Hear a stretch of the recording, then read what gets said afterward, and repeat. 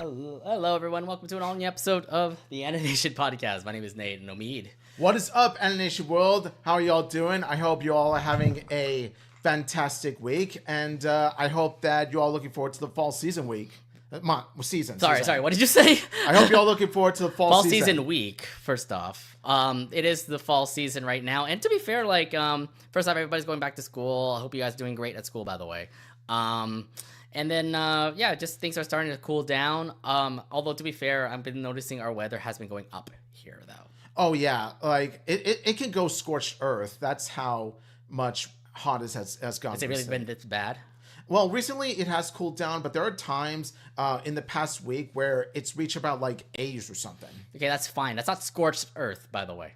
But it's still hot for a fall season. I would say I remembered last year was around 100 degrees one time in a weekend.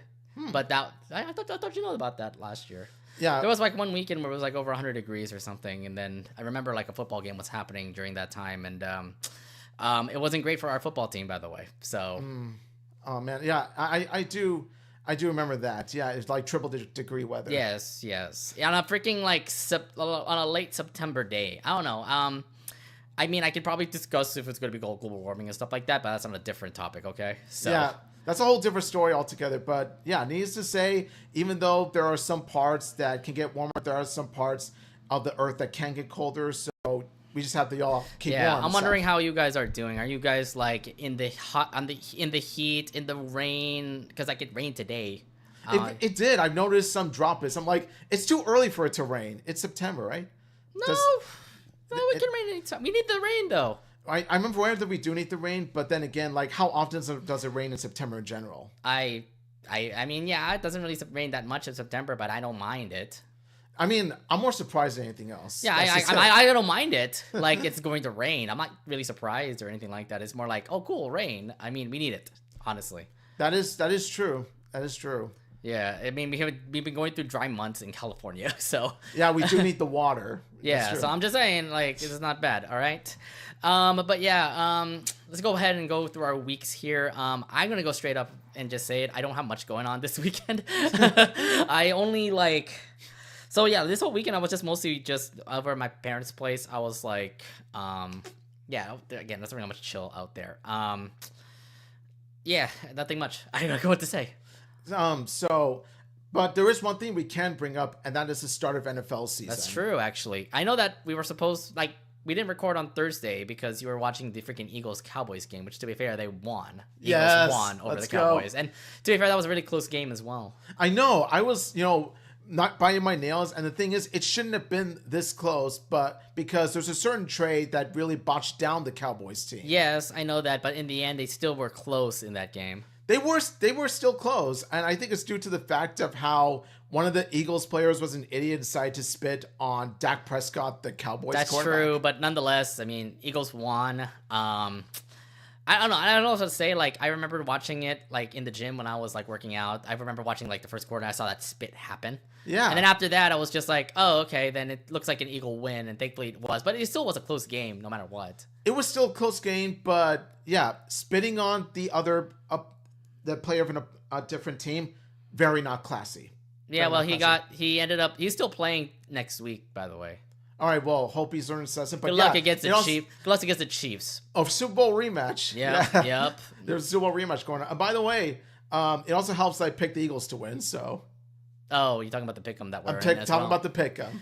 I think mine was crazy because I picked Steelers. And you saw how dramatic that was. Oh my gosh, that was even more nail biting. It was all the way down to the the skin of the teeth. Yeah, down to the gritty bones to say. Because thankfully, I kind of knew that we're gonna win because Aaron Rodgers is one thing, but I didn't expect the Jets to be good as well. I'm oh shit, I might get a strike, but in the end, he got the field goal, and I ended up winning it. So yeah, it came off as a surprise at how close it got in the first place, because the Jets are not that great. Yeah, But then we have to talk about our local teams. First off, the Niners won. Yeah, good job. And then we're getting hurt everywhere. I know. But Kittle is out for weeks, and Jennings might be out for a while. Purdy is out for next week, possibly.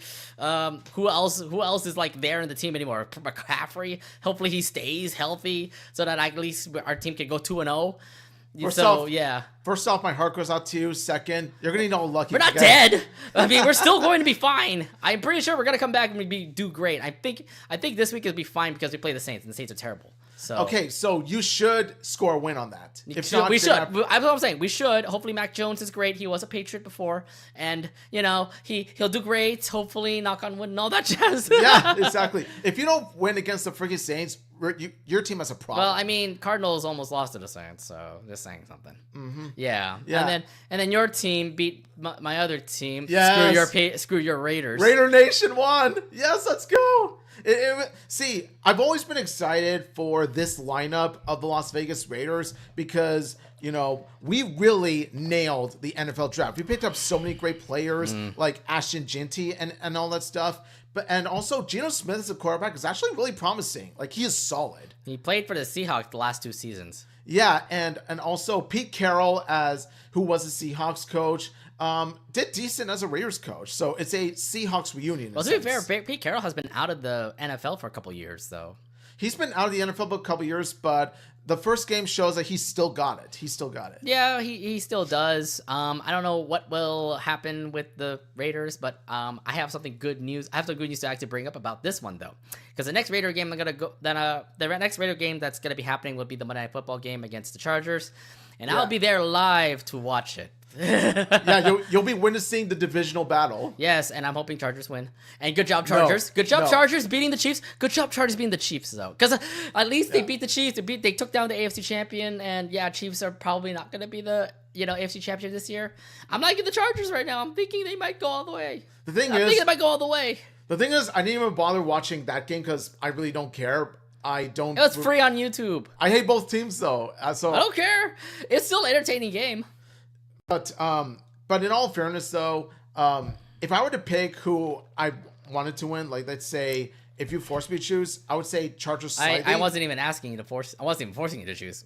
No, but like if you were to force me. Yeah, but I mean, like if you didn't care about the game, then we don't need to really discuss about picks and all. I could celebrate the Chiefs losing. Yeah, there you go. That's what you're saying. Only because, the Chiefs are a bigger threat to us. I think my other thing, too, is that I hope the Patriots do better because we could have won. We could have won against the Raiders. It looked like it was fun. I watched that whole freaking morning till the afternoon, making sure that team wins and Raiders still won. And I'm like, no. Yes. I know this guy's going to be discussing this throughout the whole, throughout most of the podcast. So. Oh, my gosh. Like, that first win, we're off to an amazing start, and it gives me hope for our season. Yeah, but I'm pretty sure you lose against the Chargers. Go Chargers. No, yeah. No. Like, I hope that we at least make it to playoffs. That will be a victory in itself. Oh, we'll see. We'll see if that'll work. That draft's gonna mean something. I know, but I don't know if that means you'll win. You'll be in the playoff. It's a tough one. Like I said, we nailed the draft. We got to make sure we see the results of the draft. Yeah. Did your weekend go well, or was it just football for you? My weekend was more than football. I hung out with a friend, and I also spent Sunday to myself because my mom was visiting my brother where he lives. Oh, that's right. That's right. So, so your mom and her boyfriend, they all went to Vegas as well. Yeah, so I was pretty much the man of the house. It was just me. Oh, I should have stayed over your place, man. Yeah. But yeah, it was a chill Sunday, all things considered. So yeah, and yeah, like the Raiders win definitely helped. Yeah, I would say so. But I mean, like that Sunday was just pretty much all you had football, I would imagine, right? It was just that. Yeah, and also I spent time all to myself. Okay, that's what's up though. Yeah. But yeah, I mean, again, my weekend was kind of meh. I don't really have much to discuss when it comes to that weekend. I was just mostly hanging out at my parents' place, and nothing much happened that weekend. Nothing much happened except football. Just football, and like, could have done more, but I think it's just I think I'm just prepping up for this weekend because I'm going to Vegas too. So. Yeah, that's also another thing is that you want to save the energy for that weekend. Yeah, which I'm gonna be going for. I have a lot of things planned up with your bro. We might actually check out the Netflix Bites place. Oh. I want to go check it out, see what this whole One Piece sushi boat looks like. I envy the fact that you're going to get your hands on the sushi boat. Hell yeah. Oh, man. Oh, yeah. I want to check out this Niners bar and then do some bets before... do some bets, obviously. Yeah, because where you're going to visit my brother is quite an eventful city. I'm just leave it at that. A lot of things to do in the city. Plus, I also want to see your brother's new place over in Henderson. I envy the fact that you're going to see it before I do. Yeah. Well, you picked a game that's all the way like in December. Which, I could wait. I know. And then our other friend who's also a part of our like Raiders season ticket holder thing, yes. He's going to watch it. He's going to see before you do too. Yeah. So I guess pretty much. Better save the best for last. Is that what best for last? Best for last, man. Okay. I guess we can go ahead and start our podcast if you're ready, sir. Ready when you are. All right. So without further ado, let's go ahead and start off with our episode. And let's actually start off with the quick news that we have for you tonight. And let's start off with, well, something that's familiar with y'all and Adult Swim fans out there. It's Smiling Friends. Let's go. So Adult Swim recently released a trailer for the upcoming season of their hit show, Smiling Friends. After so long, we get to see what is to come in season 3. What are your overall impressions on the trailer? My overall thoughts, impressions on the trailer. Okay, like the trailer itself, as you would expect, is wacky, shenanigans with meme type of humor. It's what you get from Smiling Friends in general. But I think what really sells is the fact we're getting season 3 in the first place. Well, I have a feeling like Smiling Friends was going to have many seasons anyway, just because how popular it is. It's very popular and for good reason. There's a good reason why I support the idea of Smiling Friends having many seasons. It's because Smiling Friends is so random, so weird, and so bizarre, you can make anything a concept. Okay, to be fair, like, it's not as story-oriented like Rick and Morty, for example, and look at how many seasons they got. Like 8, 9 seasons that are in their belt for Adult Swim. Smiling Friends just came out like, somewhat years ago, and look at what it is now. It's becoming like a phenomenon itself. Yeah, and it's because like Smiling Friends, because it's not story oriented, it's humor oriented. It primarily focuses on humor. It's random. First off, it's like random and stuff. You get to see new characters in Smiling Friends, and from the trailer that I saw, it looked like it was just more new random people that we're going to view. There are some familiar faces that we'll see, like Pleb, Mr. Frog guy who's now the president. Yeah, which makes me wonder what sorts of chaos will Mr. Frog. I mean, from the trailer, I don't know what he was doing, but I feel like he had a gun and already started to shoot people up. I don't know.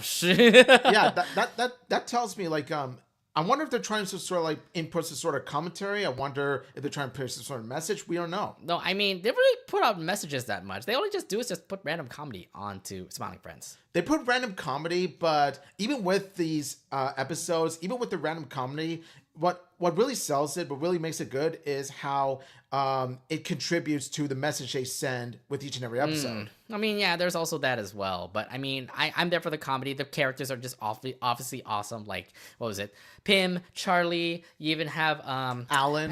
You have Mr. Boss. Mr. Boss himself. And Glib. That kind of like moments that happen in the show. Yeah, Charlie and Pim are definitely the best of bros.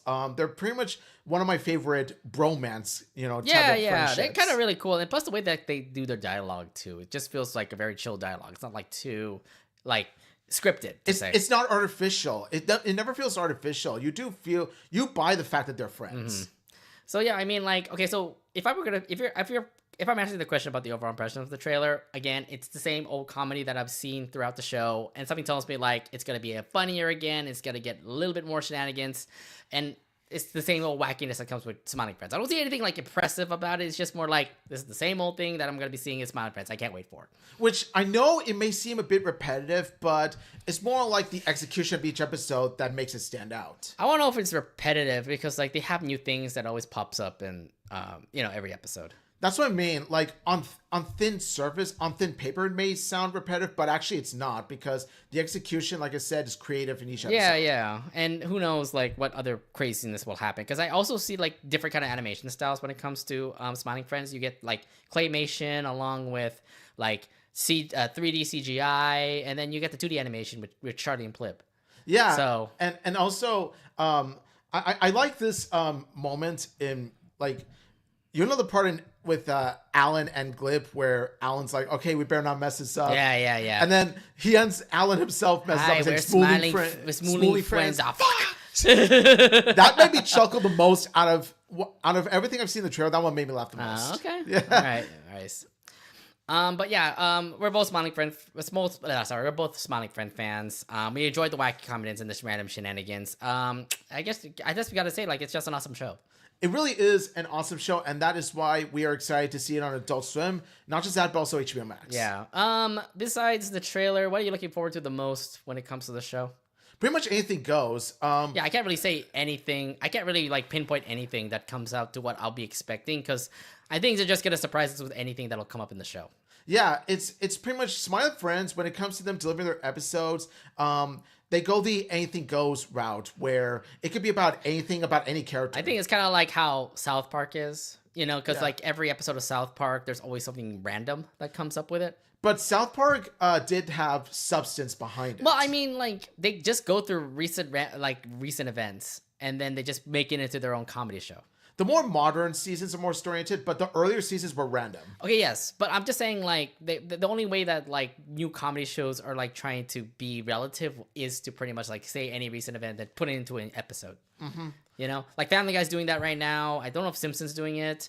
I know Family Guy definitely is doing it. They always pick up anything random, like, anything that's, like, recent, and they just say, like, hey, we'll make a comedy twist out of it. Yeah, and from what I've seen in the trailer, one particular scene that I won't give away is going to delve into that territory. But then I see Smiling Friends again. They don't really do that kind of concept. I mean, again, I just kind of reference South Park just because it does get random sometimes in that show.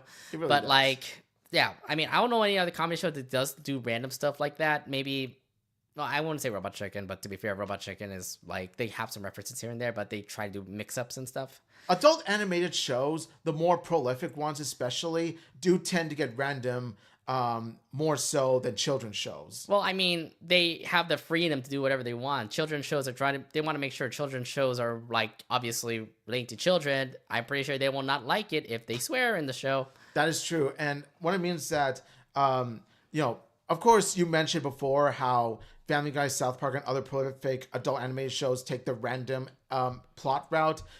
Smiling Friends takes it to a whole new level.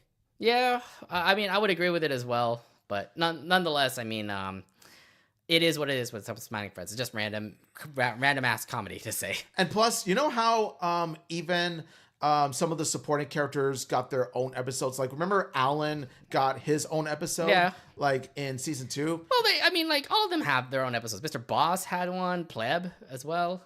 Yeah, I'm wondering if there's going to be more Alan-centric episodes, more Mr. Boss-centric episodes. There probably will be. Like, who knows the focus? But I know that it's always Charlie and Pim that always gets their focus episodes. And I love seeing them both together, but I'm saying, like, from time to time, you got to take a break from the two. Yeah, I can understand that, but, dude, I mean, again, it's random. Who knows what'll happen? We were looking like more story building for them, which would be nice, but, again, it really is all random whatever Smiling Friends is going to do. Yeah, so of course, Smiling Friends is not unpredictable, so we can't say what's going to happen. So overall, I'm just going to say I can't wait for season 3. It is going to be coming out October 5th on Adult Swim. So if you're a big Smiling Friends fan like I am and like what Omid is, make sure you check it out. Make sure you have it on, make sure you record it on Adult Swim, or if it's on HBO Max, it happens next day. Yeah, so, we can't wait for this to make an ultimate comeback, because this is something we've been waiting for months. Has it been that long since a new episode came out for Smiling Friends? I would say it's season 2. It's been a while. I thought it was like 2024.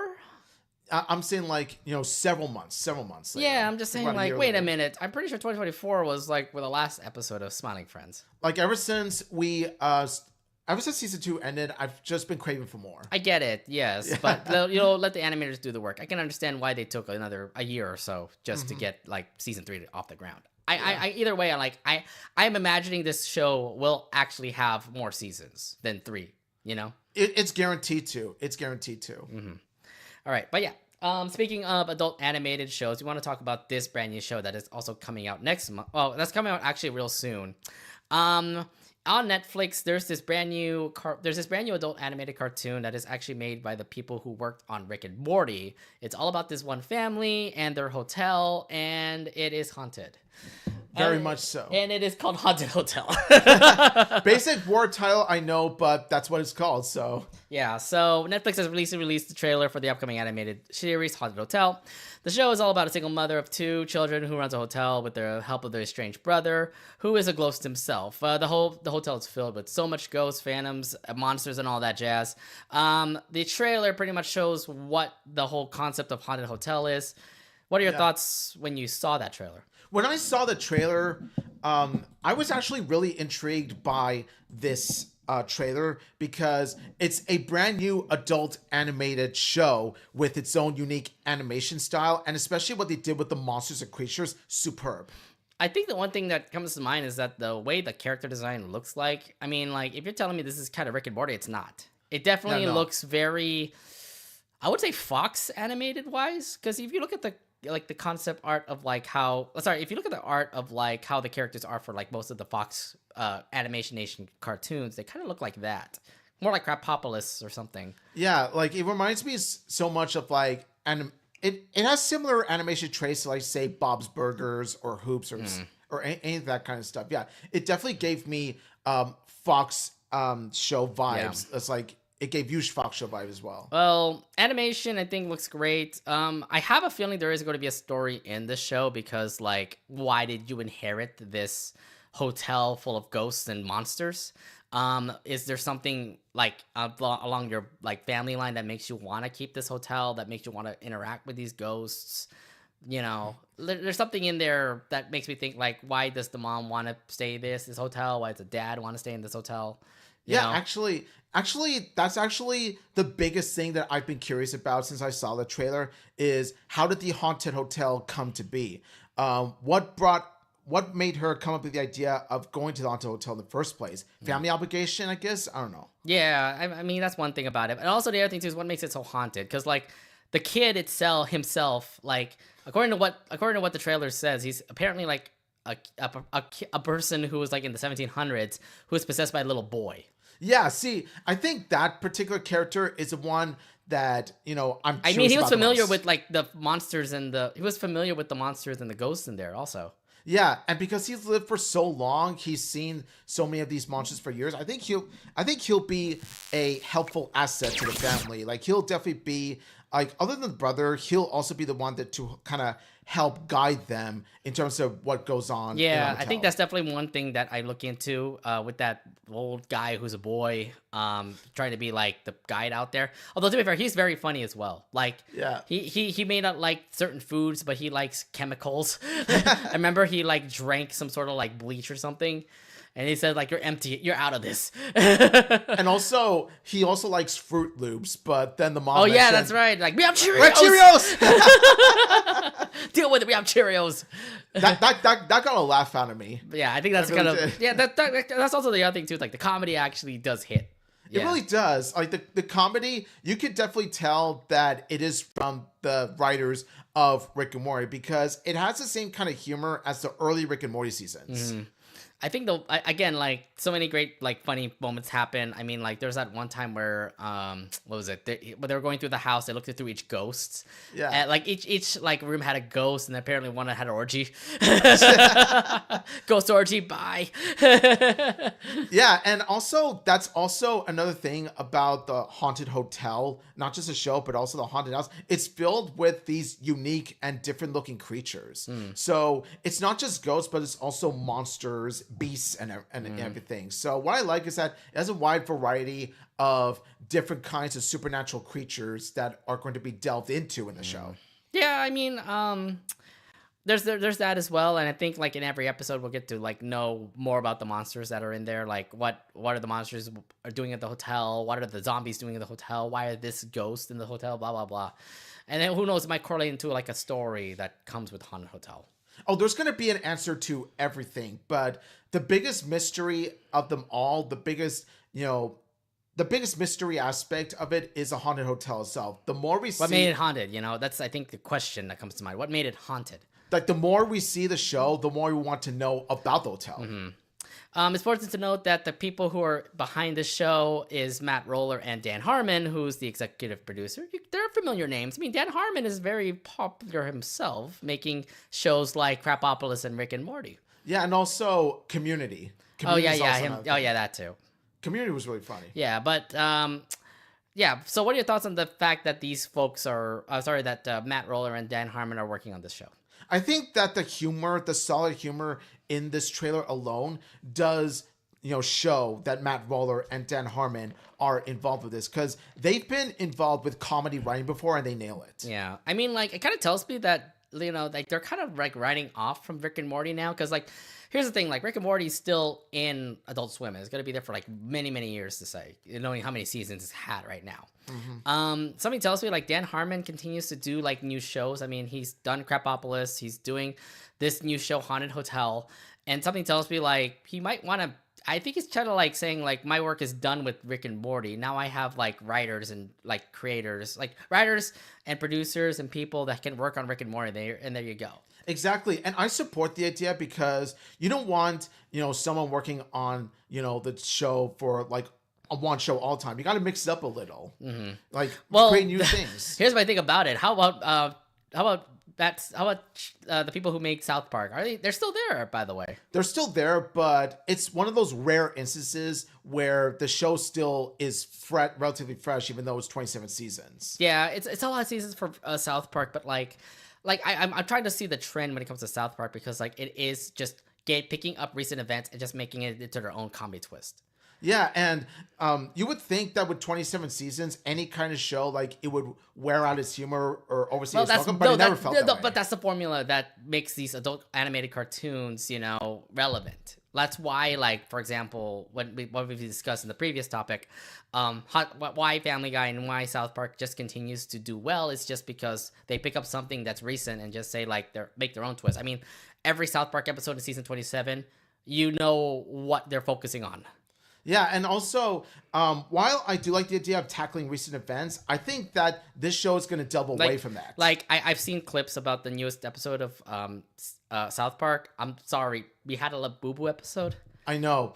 It was scary, by the way, but all I'm going to say. I would say, by scary, you mean, oh yeah, too many fans of that, right? And we know how popular Labubus are, hence why the episode exists. Yeah, exactly. So, I mean, like, see, I'm telling you, recent events. Yeah. That's why they're always relevant.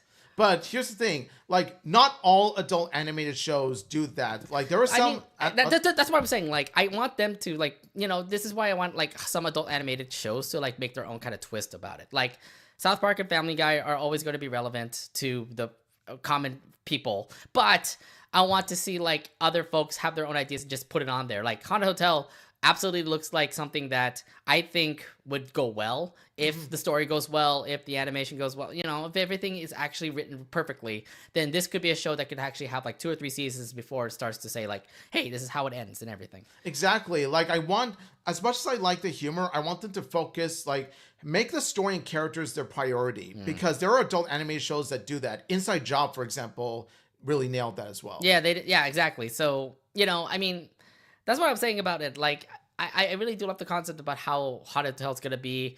I really hope it's not going to be something like Family Guy or South Park. I just say that, adult animation has their own kind of ways of making their own cartoons. But, like, at least some of them, at least have their own story instead of just, like, picking up stuff from the recent events, Exactly. Like, focus on the substance. The substance comes first. What substance? Like, story and characters, like I said. Focus on the more important aspects. And then make humor like... Well, if you're going to be like an adult animated show, most of the humor has to be in there. So... Like, I'm all for the humor also bring their focus as long as it's legitimately funny, but, don't focus too much on the humor that you kind of, forget about the story. Well, that the show is going to be comedy, But, like, but from what I see in the trailer, it does seem like they're focusing on the balance between having a good story and having good humor. From what I've seen in the trailer. Yeah, I mean, I can see that as well, but, like, it's kind of like Rick and Morty, for example. Like, they have a lot of comedy in Rick and Morty, but there is a story in there. I mean, granted, the story isn't as well written. Well, but who cares about the writing part? You'll still see a story in there. You'll still see a story of why Rick is doing this. Okay. Yeah, but I wanted to use like the first 2 seasons of Rick and Morty as a. I don't care, dude. I don't matter. It's literally Like from season 3 onward, it's still the same Rick, just continuing to have his own depressing stories and like more things happening and all that kind of stuff. Like there's continuity. There we go. There's continuity in the show. That's what I'm saying. Like as long as Haunted Hotel continues to be continuous, then we'll have a good show here. Yeah, I think so. And you know, and based on the fact that it's Matt Roller and Dan Harmon that's involved in this, it gives me great hope. Yeah. I mean, again, my whole point here that I'm trying to bring up is like, please make sure that this is actually a really good story like show. Okay, I don't want to like really watch a show where it's just mostly relevant to South Park and Family Guy. I don't like that. I really love it if it's just gonna be like their own story, put it onto the show, and let it run. You know?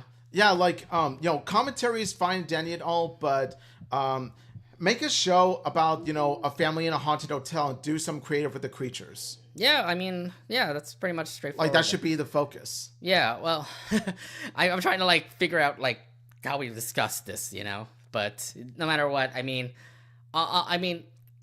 pretty much I'm just saying, like, it looks to be good. I can't wait for it to come out this September. Yeah, I mean, I'm looking forward to seeing this, too. I really do hope that the show will impress me, and I'll look forward to seeing it. Yeah, I'm gonna be looking forward to this. Hopefully, all are gonna be interested about the new Haunted Hotel show. This show is gonna be coming out on Netflix September 19th. So yeah, if you love it, put it on your list, and it'll premiere then. Yeah, keep an eye out.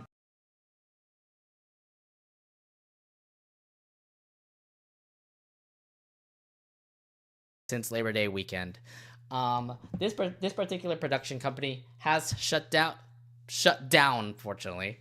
But yes, let's talk about Nelvana. Now, here's the thing. Now, there's been a common misconception ever since it's been announced about Nelvana's status.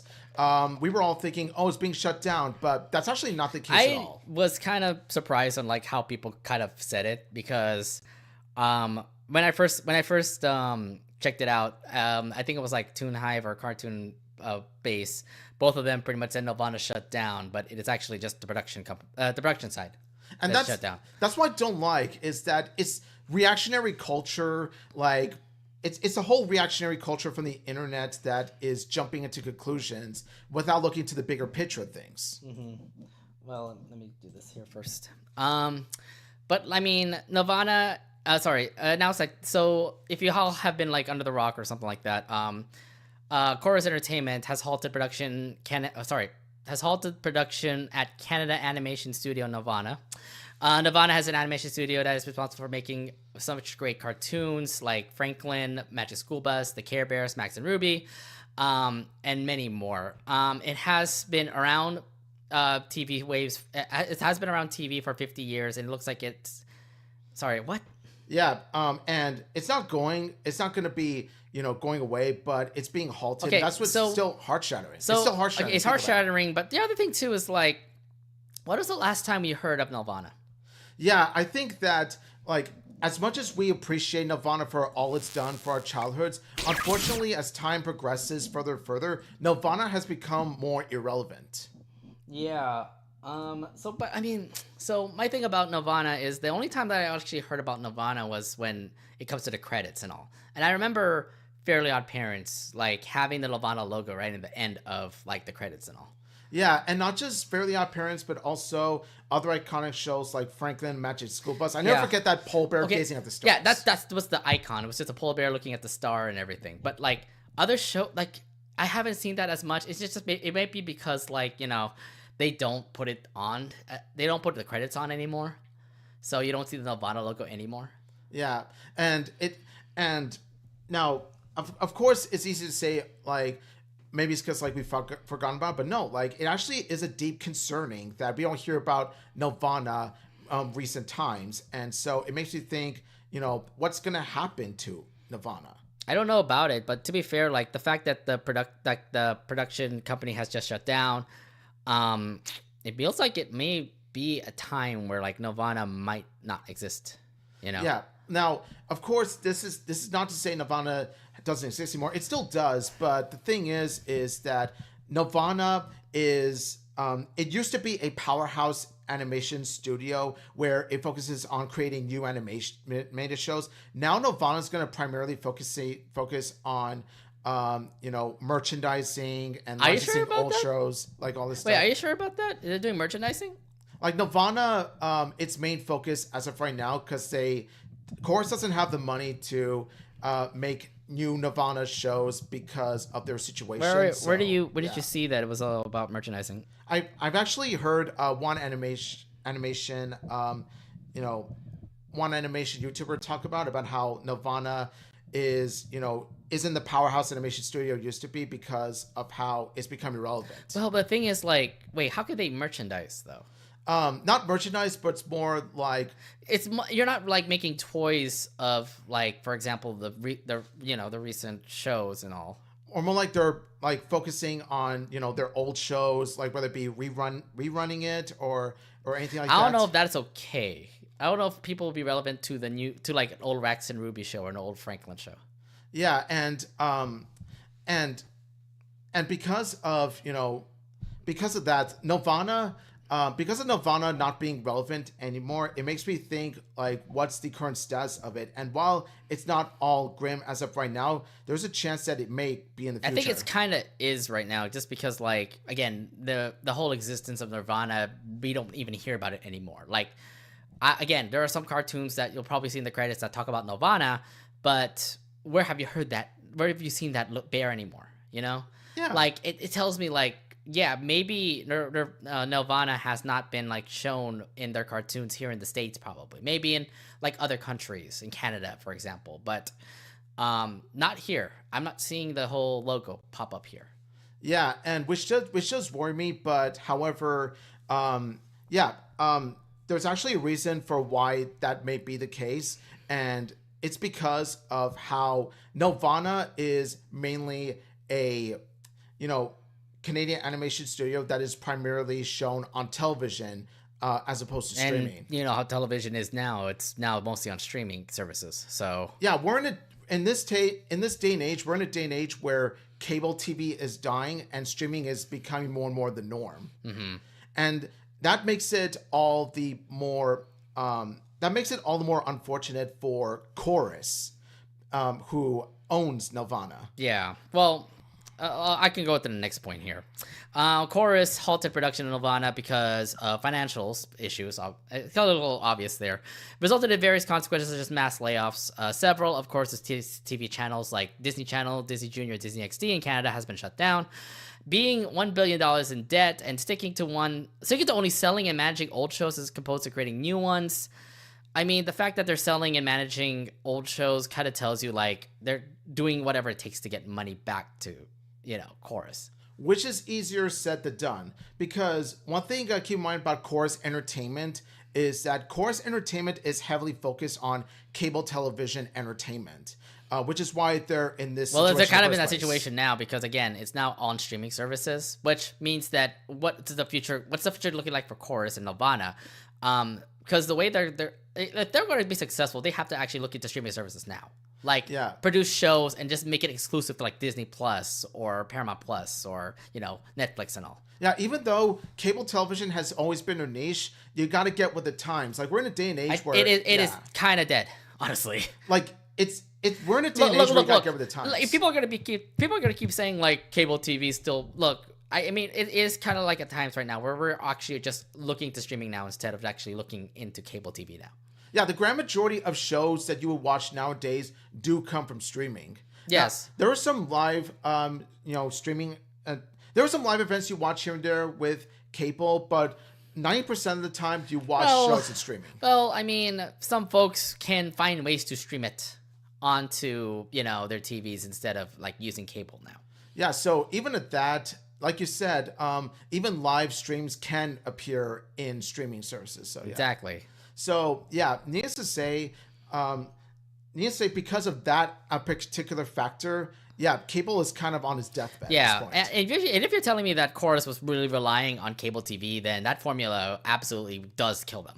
It does because Chorus has got to get with the times if they want to thrive in this modern day and age of streaming. Yeah. You can't just rely on the old ways of showing your shows. Right. So that may be a factor why they're kind of like in debt with the whole $1 billion in debt and selling their old shows, which kind of stinks because like who would want to buy like a whole set of Franklin DVDs now?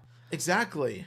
Yeah, and also that's also another thing I want to touch upon is that not just Franklin, but not even Magic School Bus is going to sell very well. No. With Course's strategy. If anything, they should at least like put it on Netflix so that people with nostalgia, the nostalgia minds can like watch it on Netflix. That is their best move. Course can either go like join the ranks, like if you can't beat them, join them. Like join, other companies so that Course can have their shows like from Nelvana be streamed in Netflix, Amazon, or any of that stuff. Or they could just have, Course should sell Nelvana to any kind of big streaming company like Netflix. Because that's how Course is going to thrive. That's how Nelvana's going to thrive. Nonetheless, Chorus is kind of in a hole right now. But do you remember like all the shows that we watched through Nelvana? I just remember watching like old TV shows and the polar bear will come up like right at the end of the credits. I know. It is just so wholesome and adorable. Not just the fact of how you see the polar bear gazing at the stars, but now I remember there's also this bit of chuckle, bit of laughter that you hear from a little kid. Yeah, there was also, because I remember like there's some shows that have the credits like the song continuing to play, and then you just see the Nelvana logo where the bear just pops up with the star. I remember seeing that, especially during my times watching Franklin and everything. Yeah, I do remember seeing that. Do you remember the cartoons that you loved when you had the Nelvana logo on there? Like, what was it? Beetlejuice, Inspector Gadget. Remember from Nickelodeon? I would never forget the shows that I grew up with. Franklin was so wholesome. Oh, I didn't know Inspector Gadget was an 80s show. Inspector Gadget, yes, it was indeed. Because I remember watching on Nickelodeon when I was like 5 or 6 years old. And that continued on for more than 10 years. Yeah, I've always thought it was a 90s show until recently when I looked it up. Yeah. Oh, Clifford the Big Red Dog is an 80s show. That is true. And that's a freaking preschool show that we all grew up with, right? Yeah, see, like Nelvana, of course, their shows are primarily children's shows, and especially ones that are made for preschoolers. Like Lil Bear, for example, is not another. Yeah, Lil Bear is a 90s show, but then you also have Beetlejuice, which is an 80s show. Yeah, and also I didn't realize this, but Tim Burton actually made the cartoon. Yeah, and it makes sense that Beetlejuice would be an 80s cartoon because Beetlejuice at the end of the day is an 80s product because that's the era. I just never expected them from like having the Michael Keaton movie have its own like animated show. I thought it would just be like its own thing, but no, they just started to have Lydia and Beetlejuice start to have its own show and all these adventures and stuff. Yeah, because Beetlejuice was one of the most popular IPs of the 80s, so it was bound to have some sort of like spin-off series. It was bound to be a franchise. I have a couple of other ones that I'm going through the list of like what other cartoons, but they're Free Willy. Really had a cartoon. The freaking killer whale. Yeah, I'm as surprised as you are. Also, Magic School Bus, Nancy Drew, Ace Ventura, Pet Detective. He's roly poly. Oh, I remember that. 90s. The most iconic part of Roly Poly Oly is the theme song. Yeah, that definitely was really good. Little Bear. Oh my God, I remember Little Bear. Oh, every freaking morning I remember watching it like when I was a kid. Watching Nick Jr. like in the morning, and then Little Bear I think was the first thing that popped up before Blue's Clues came on. Yeah, Little Bear is so adorable. I love Little Bear. I remember watching like all these like great cartoon like these great episodes and stuff like that. Again, it's just very old, so I don't know them anymore. So I do remember owning a couple VHSs of Little Bear. Yeah, Little Bear was great. We're looking at 90s right now. So Sam and Max, Donkey Kong Country. I actually haven't watched that. So. I rented a VHS tape of Donkey Kong Country, the Donkey Kong Country series, and I've been enjoying it so much. I don't know what they do. Is it the same like Donkey Kong Country that you see? So you get to see Diddy Kong, Cranky Kong, and you pretty much see like the Kong crew, Donkey Kong, Diddy Kong, even Dixie Kong, and Cranky and all that jazz. Nice. Roly Poly Oly. We already discussed that. What is there? I'm looking at it all 90s. Didn't really have much that, especially the late 90s. I didn't really know that there was much there. Card captors. Oh, version. Apparently, Nelvana took that. Yeah. So this one is weird because like it was made by Clamp. By the way, it's not made by them. It's made by Clamp. Clamp. Let's go. Yeah, and apparently, what was it? Nelvana bought the rights to it and made their own English dub. Yeah, I'm pretty surprised by that. I'm surprised that Nelvana even picked up an anime show. Oh, this is a throwback. Maggie and the Ferocious Beast. Yes, Maggie and the Ferocious Beast. No, I just remember it used to be shorts before he had his own series.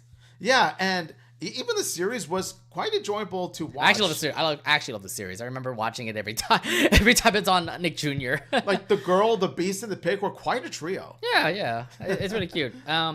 I think one big show you all will all remember that was also distributed from Nelvana. That was the Fairly Odd Parents. And of course, we all know that iconic show. I think this was actually the good time for Fairly Odd Parents because I see it right here on the facts here. It was actually seasons 1 through 5 were the Fairly Odd Parents. Okay, so we're talking about the good era of OG Fairly Odd Parents. Yes, because he said season 1 through 5, and I'm like season 1 through it's not bad. They actually did a pretty good job like keeping that. And then after that, it went to shit. So pay no attention to the post Nelvana era. Focus on the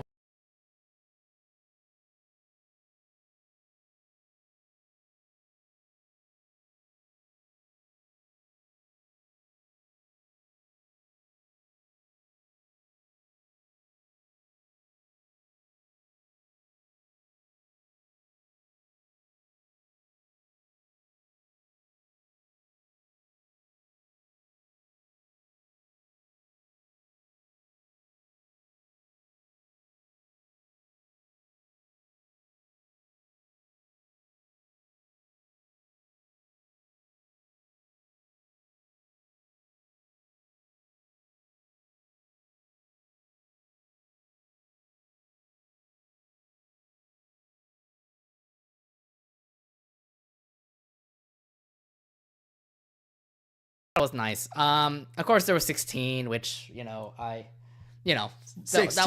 16. That was a really great show, by the way. And also the animation style for 16 was also really good. Fresh TV, I think, started off there as well. So. Yeah. And yeah, of course, we watched 16. It stinks that it was only for 3 to 4 seasons, or 4 seasons long. Yeah, but it did have a good run. I don't think it was, too short or anything. You want to know when to end. So hold on. Somebody say something's wrong with our audio again. Let me double check on that. Did we have something wrong with the audio? I'm looking at your guys' properties here. Are you sure our audio's fine or not? All right, let's just do a little testing right here. Yeah, it looks like our microphones are fine. I don't know what everybody else is saying there. Yeah, it's like, can anyone hear me? Can anyone hear us? Yeah, I don't know. Something's wrong on with the audio. No, I don't think there's oh, wait, hold on. Let me see. Something going on with the audio. It has no signal. Wait, let's hear. Well, hopefully people can hear us, though. They say people say this. They can hear us. I just heard 16. So yeah, they can hear fine then. Yeah, I don't know. There's people saying like there's something wrong with the audio. I don't know. I don't know if there's actually something wrong with the audio here, but yeah, the show must go on then. I guess. Hopefully it was a little error or something. Yeah. Backyardigans. Let's see. Handy Manny. Handy Manny definitely was a Playhouse. Definitely a Disney Junior show. Handy Manny, the best way to describe it was Playhouse Disney's own Bob the Builder in a sense. Yeah. Wayside, oh, come on now. Wayside was actually a pretty good show. It just stinks that it only had 2 seasons. I remember you were big into Wayside. Yeah, because it was something that I just never expected. I think it was at a time where Nickelodeon just doesn't know great cartoons. And I was trying to find something that was just great. That could get me some great comedy, and Nickelodeon worked with Wayside to say. Mm-hmm. Yeah. And then we go back to the 2010s. They got a lot of Beyblade in there, Sidekick, Scaredy Squirrel. What else is there? Beyblade wheel. What the hell is that? Oh, it's fixed. Okay, so we got it fixed. Thank you very much, everyone. Hotel Transylvania. Yeah, Hotel Transylvania, the series was again something I didn't expect. But I'm not a fan of it. I know it was all about that girl It was pretty much Mavis, yeah, yeah. it was all about Mavis. That was just how the series was. I watched one episode and that was enough for me to take. I couldn't stand it. I couldn't stand it. Okay, and then in 2020s again, we don't really know much. Okay, here's what I was thinking. Like from the end 2020s all the way to from the end of the 2010s all the way to the 2020s. Like these cartoons that you see here, I don't know them. Yeah, Like- like they're these like random kids shows with flashy animation that we don't really know. Like much Thomas about. and Engine, All Friends Engines Go. I don't know that one. Barney's World. Like they're getting more towards like preschool kids in this case. Yeah, these are pre-existing old preschool IPs, like the new Barney Yeah. show, new Thomas the Tank. You know what's funny though? Barney and Thomas fans get You know what's funny though? They actually do have more cartoons on their lineup. Yeah, I saw the upcoming list too, but who knows if they're actually gonna bring it out. Yeah, and so like this is what I mean when I say that Nelvana has been going on for years, and they've made dozens upon dozens of shows, and so that's why we're here to talk about this, because it's disheartening. It is a little bit disheartening that we are not going to see these shows. Who knows how long it'll take? But to be fair, like I do miss these cartoons. It was thanks to Nirvana that made them, so I give my props out to Nelvana. But from the way I'm kind of seeing how the future looks like for Nelvana, it does feel like it is kind of ending. Yeah, and we're gonna miss that big old polar bear gazing at the star as a star. But yeah, we knew that this day would come. We knew that it would be halted. Who knows what will happen with Chorus and Nelvana, but from the way I'm kind of seeing it, it is not looking great for them. The future is looking grim, and their recent situation is the first sign of that. Yeah. If it does get shut down, then yes, it's a lot of history that we're going to miss, but it is what it is, because like this is, again, Chorus kind of made this mistake.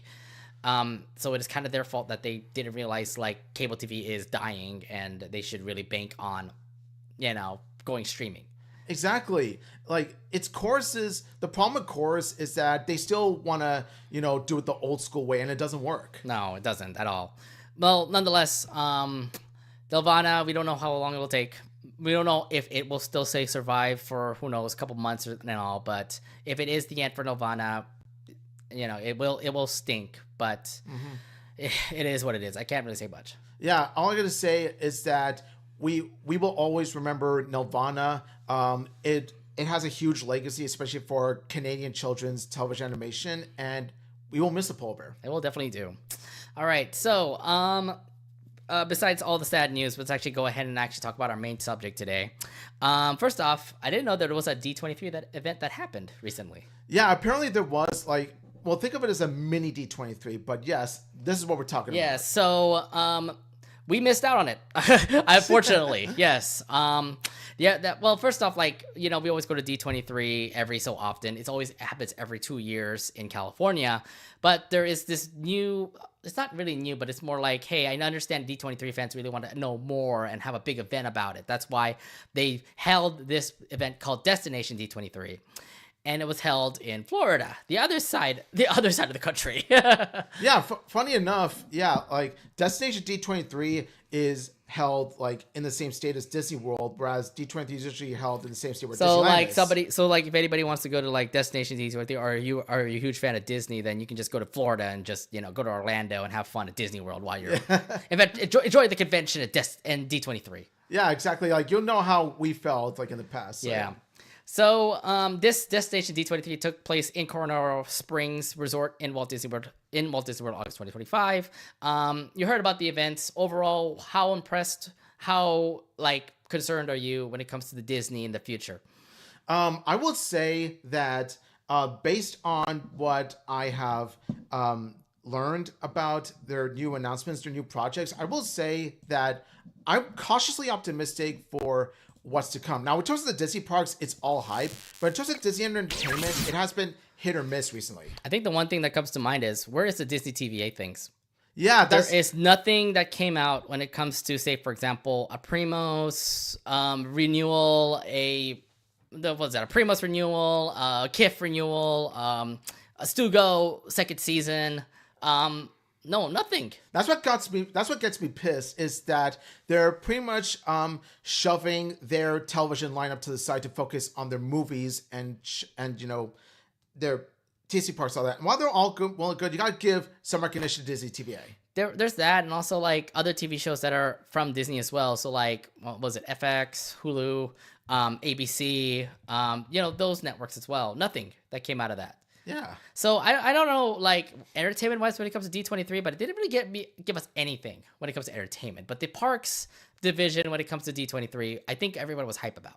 Yeah, because there's like so much, so much new and intriguing things to talk about when it comes to Disney parks. Yeah, and that's what we're going to be looking forward to. So in this episode tonight, we're going to be discussing all the announcements that came up at D23. Not like every announcement, but like the announcements that we are absolutely focused on to see like if we're ready to check out Disney World or Disneyland in the future.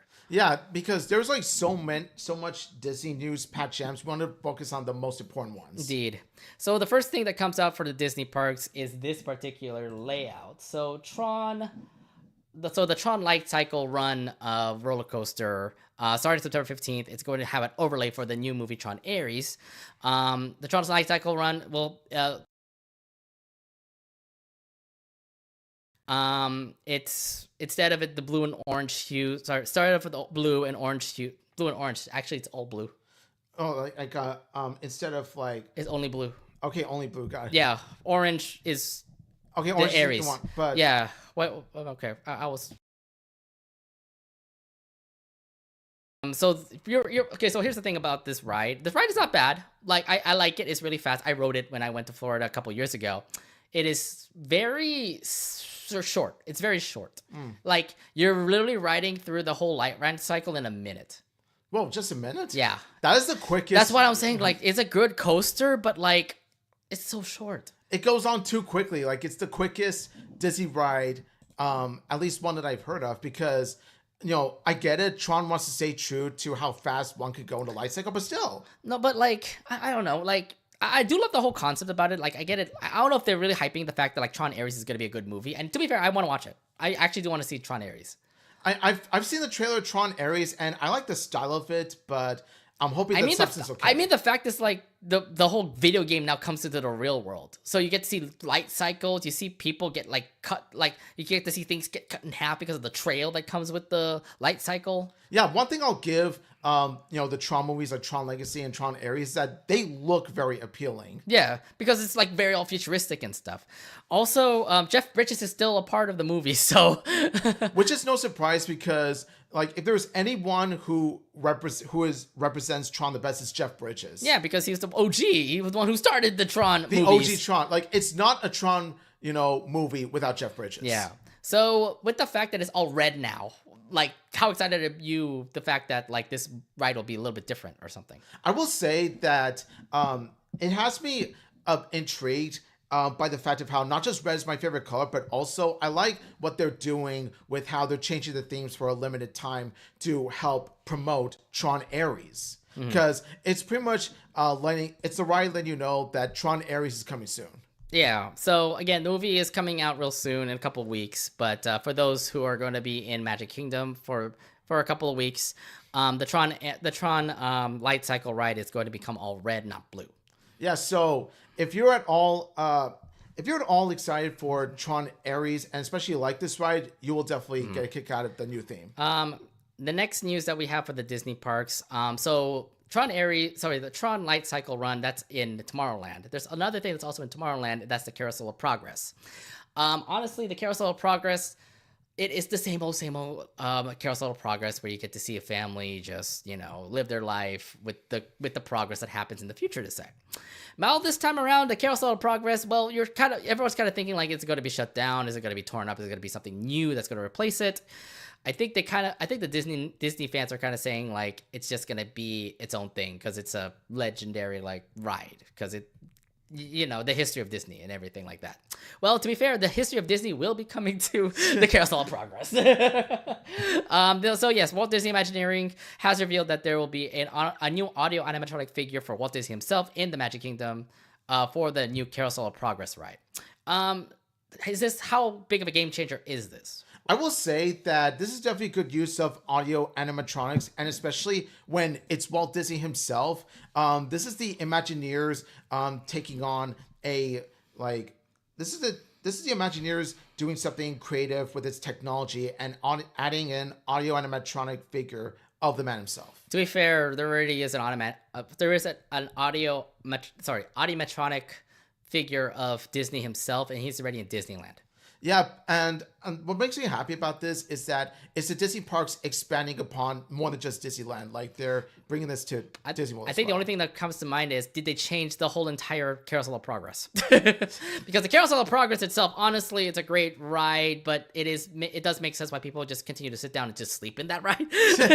You're only watching, look, literally, you're just literally sitting down, and the whole, like, stage just moves. So you're sitting down in an AC room, the whole stage moves, and you can understand on a very hot day in Florida, you're gonna probably sleep. But like, unless you're a big like Disney fan, you're probably gonna be like, okay, I'm pissed. I'm really interested in what Disney showed in the New York World's Fair during that time. I think it's just gonna be the kids that are sleeping, and it's gonna be like the diehard Disney adult fans that are gonna be. I mean, like, for me, honestly, I would do it. I'll actually want to see the whole Carousel of Progress. But what's funny is that I never actually rode it. Every time I've been to Florida to ride to go to Disney World to Magic Kingdom, I never rode Carousel of Progress because my mom and sister wants to do something else. Really? Yeah, I don't want to do it myself because like we rode like the People Mover. The People Mover was also there too, and to be fair, the People Mover only just like gets you all around Tomorrowland, and it also is a sleeper ride too. Everybody sleeps at the freaking ride.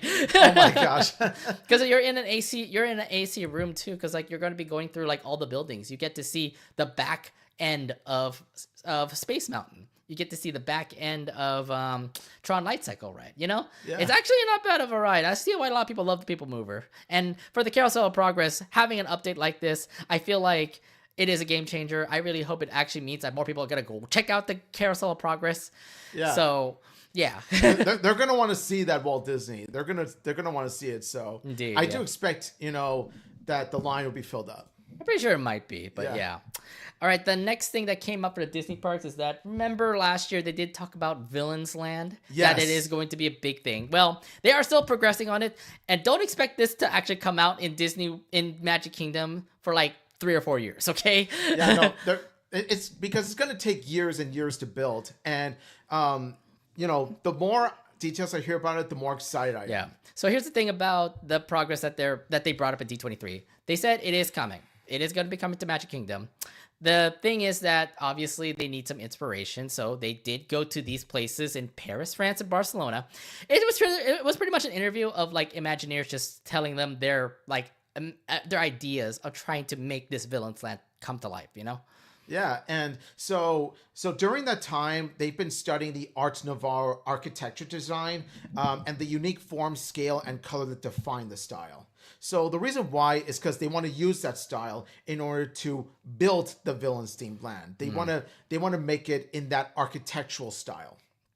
Yeah, the thing is that like I can understand like the old Renaissance art, the whole kind of like buildings and like grayscale. I don't know how to explain it, but it like, when you look at like how villain movies are, like you get to see those princess movies, for example, like the way that the whole land was the whole land was made for them. It was just more like evil, like very spiky mountains and like, things that will probably say like, oh, this gives an eerie that gives you an eerie mood whenever you come into their land. Yeah, and of course, the Imagineers want to stay true and authentic to that feel because it's the whole point of Villains Land is to make you feel spooked, make you feel like that. Again, they don't give us a release date, and I understand why. They're progressing with it. Yeah. We're not gonna expect the Villains Land in very long because here's my thing. Like Magic, I've just seen Magic Kingdom. It is possible to expand. There's so much land over there that they can expand it to a big land of Magic Kingdom. It's just that when they have Coco in the lineup, when you have Villains Land in the lineup, it's gonna be a while for it to actually open up new lands to the Magic Kingdom. Another thing is that I'm definitely okay with this because they need to use that time, like take as much time as they can to really polish and complete. They're not gonna build like a whole land in a year. Okay, so. Yeah, and I don't want them to. I want them to take their time with it. I think like a good 3 to 4 years or even beyond would definitely be good enough time for them to complete it. I think if anything, like I can't wait for Villains Land. I know that it's going to be coming out in like 3 or 4 years, but if anything, Magic Kingdom is still progressing, and I really like what they're doing right now for Magic Kingdom. I do too, because of course I've been a huge fan of Disney villains ever since I was a kid. And so like this. What's your favorite Disney villain? My favorite Disney villains, because I can't name just one. Jafar, Shere Khan, Frollo, Maleficent, and Cruella de Vil. Oh, okay. Among many others. Among many others. Not even the Evil Queen from Snow White. Evil Queen, I like Evil Queen. Queen. I mean, Evil Queen and Maleficent definitely are very iconic. Yes, Jafar is definitely iconic, and Aladdin too. I like Evil Queen, but she was threatening. But I feel like the other villains, the later villains that came after her, had more layer and more depth to them. It makes sense for the Evil Queen to be written the way she is, though, because well, it's the first Disney movie, so it's obviously, you know, to be expected. But I'm saying she opened doors to even better Disney villains. Yeah. Either way, I mean, like, even Ursula from Little Mermaid also was a really good one. Ursula, top tier. Ursula's top really tier. A witch for sure. I mean, it definitely sounds like great. And you know what's funny? That all of them are probably going to be inspired to make this Villains Land. I don't know if they're going to have like, you know, an Ursula ride or a Cruella de Vil ride, you know, because the villains are going to be running over the land. Who knows what will happen? Yeah, because Andreas Deja is well known for animating Disney villains, and that's what makes me all the more happy to hear Andreas talk about this concept. Indeed. All right. Okay. So yeah, Villains Land again. The concept is out there. Who knows? Maybe next year's D23 will have more information about Villains Land. But for now, this is what we got so far. Yeah. Speaking of Magic Kingdom, we have just a lot of Magic Kingdom news, huh? We do indeed. Yeah. We have the next one we're gonna bring up is the Cinderella Castle. So it's gonna be changing. We're gonna go quick on this one because it's gonna be changing to the original blue, gray, and gold color. Yeah, and I think that was a good move, because when you think Magic Castle, it's always going to stand out as being blue and white and everything. Well, here's the thing. Sleeping Beauty's castle is pink. Sleeping Beauty's castle is pink, but I don't know. It's just like when I think of the Magical Kingdom, when I think of a castle, I think Cinderella Castle. Also note that this castle is bigger. Cinderella's castle is definitely big. I mean, you've been to Walt Disney World, have you? The last time I've been to Walt Disney World, honestly, was like over a decade ago, like 2011. But the castle was still there.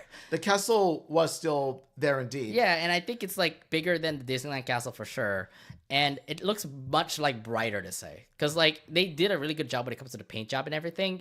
Just making it go back to the original blue, gray, and gold color. I mean, it's a classic way of like bring it back what the first Disney World castle for Cinderella Castle looks like. So yeah, and as someone who went to Disney World as a kid, it's such a nice little throwback. Like there's a nostalgia part of me that's a fan of this. Nice, yeah. All right, yeah.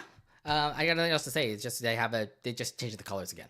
Yeah, and I'm glad they did, because that's a definitive castle colors.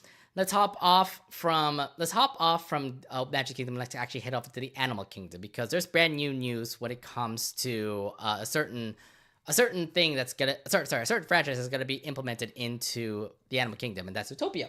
Yes, Zootopia is coming to the Animal Kingdom. It's going to replace the It's Tough to Be a Bug attraction.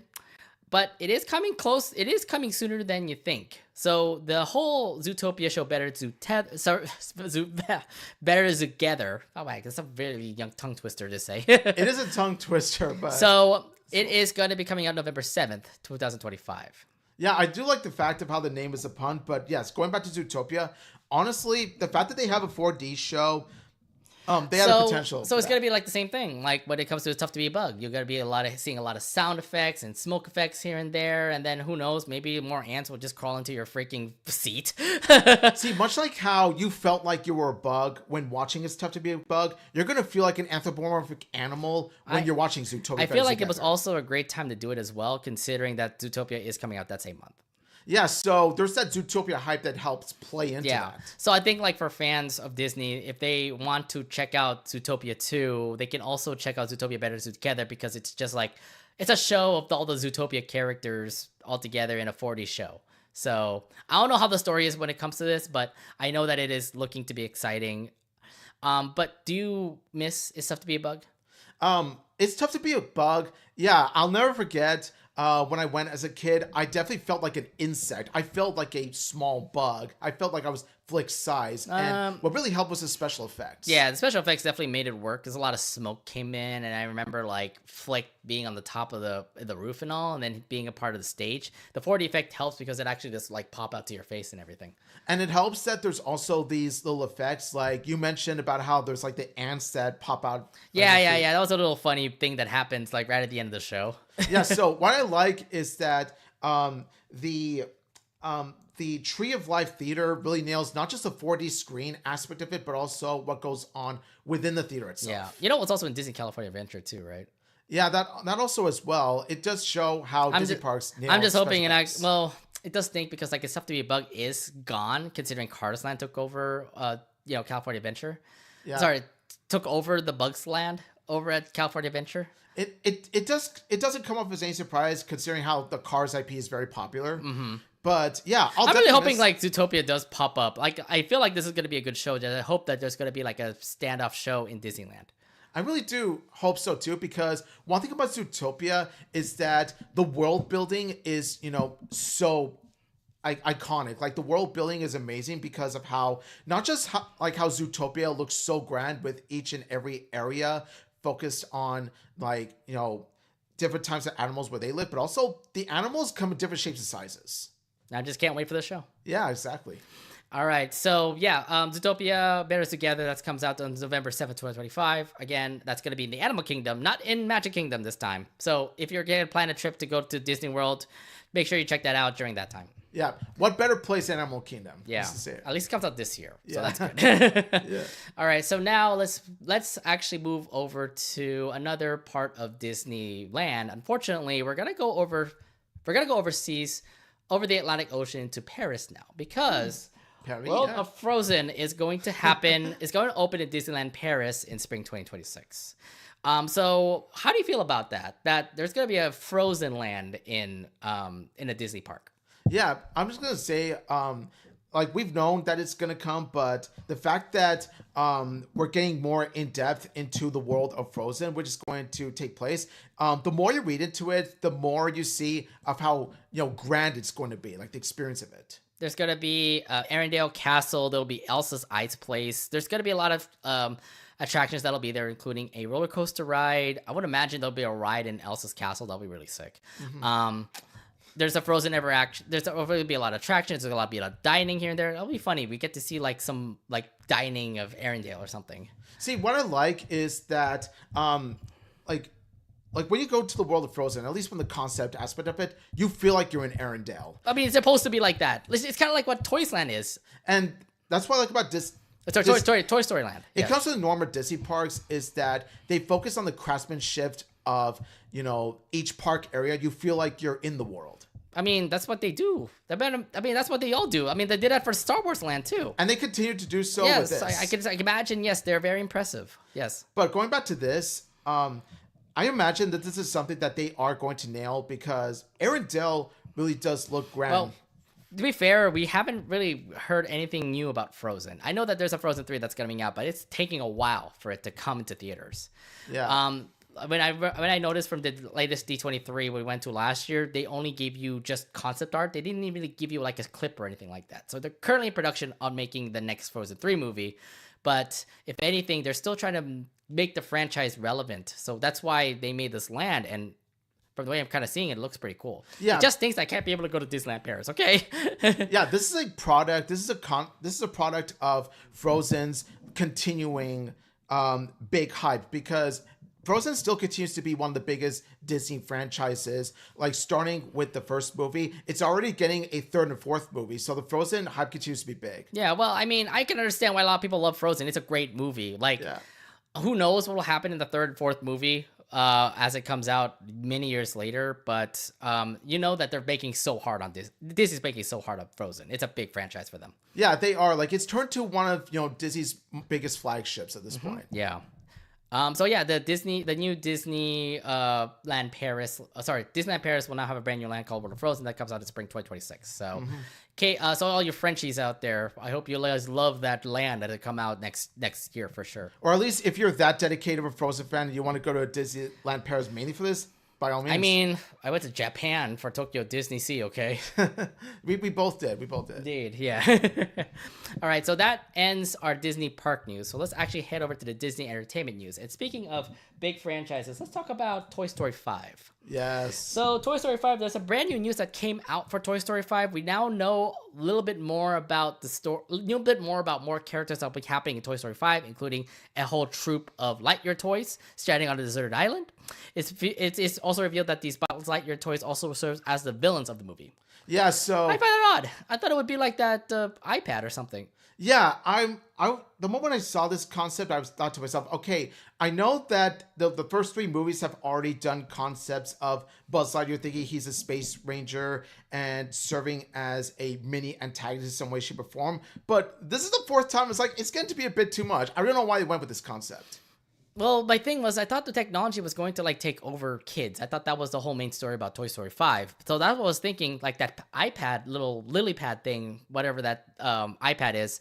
I thought that was the villain because you saw the whole concept look of like what that pad is. It feels like it would be a villain that would probably take the kids like attention instead of the toys. And see, that's why I feel that the iPad would have been a much better antagonist than the Buzz Lightyear So I don't know toys. how it'll work because like, oh, there's so many Buzz Lightyear toys. Maybe they picked up a evil Buzz Lightyear out of the other Buzz Lightyears, out of the other good Lightyear. I think we've seen this before, right? Yeah, It's like Toy Story 2. and right? plus Toy Story 3, where Lotso reset Buzz as well. So Yeah. we've already played with that concept many I don't know. times. I know. I just feel like they just want to change Buzz Lightyear all the time. And it's like one thing I'll give credit to Toy Story 4. I didn't like the movie, but they at least strayed away from it, at least. Like with Toy Story 5, I don't know why the Buzz Lightyear toys are there in the first place. I don't know what kind of purpose they're going I to serve kind to of the knew. story. Well, I kind of knew from like the D23 last year, there was an army of Buzz Lightyears that were shown in the presentation, and I was wondering why they were there. Like, what purpose are they going to serve to the story? Are they going to make the compelling I characters? thought there would be more. Well, they kind of felt like villains, honestly, because like I saw there was like a big army of like Buzz Lightyears going into the screen. Like, one thing that really worries me is that they'll primarily focus on the Buzz Lightyear toys being served mainly for fan service as opposed to giving them a character. I really hope it's not the case. I hope it's not the case as well, but I'll have to see as we, of course, watch the movie. But the thought of Buzz Lightyear toys kind of, worries me. I don't know. I just hope the pad actually becomes a villain. Who knows about these Buzz Lightyear toys?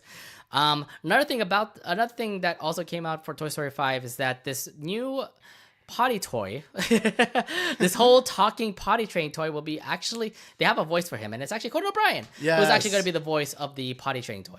Conan O'Brien is a legend in of itself. Like I'm not that excited for Toy Story 5, but one of the main reasons I would watch the movie is mainly for Conan.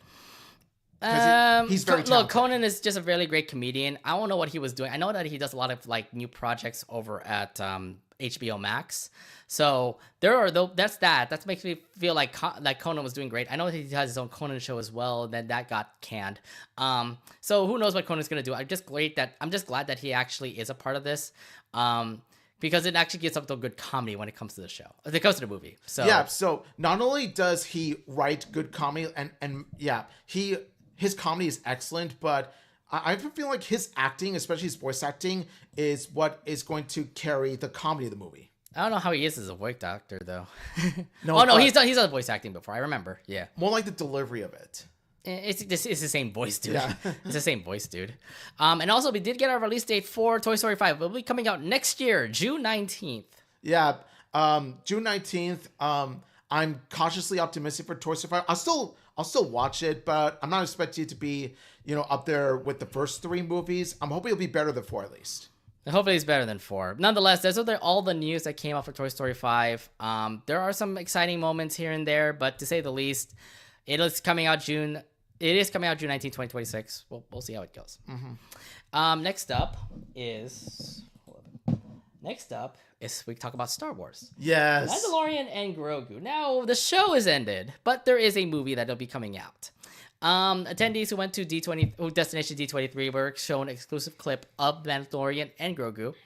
The clip shows Grogu co-piloting a ship with an alien named Babu Frick, as well as other cute Grogu moments. So, this movie has a release date. It's coming out May 22nd, 2026. How excited are you? The fact that The Mandalorian Grogu is back. Now, this is the way. This is the movie I'm excited for. Mandalorian and Grogu. I've been a fan of the Mandalorian series shows for a while, and especially both the Mandalorian and Grogu and their father-son like bond is what carries the whole show, and I can't wait to see them in movie form.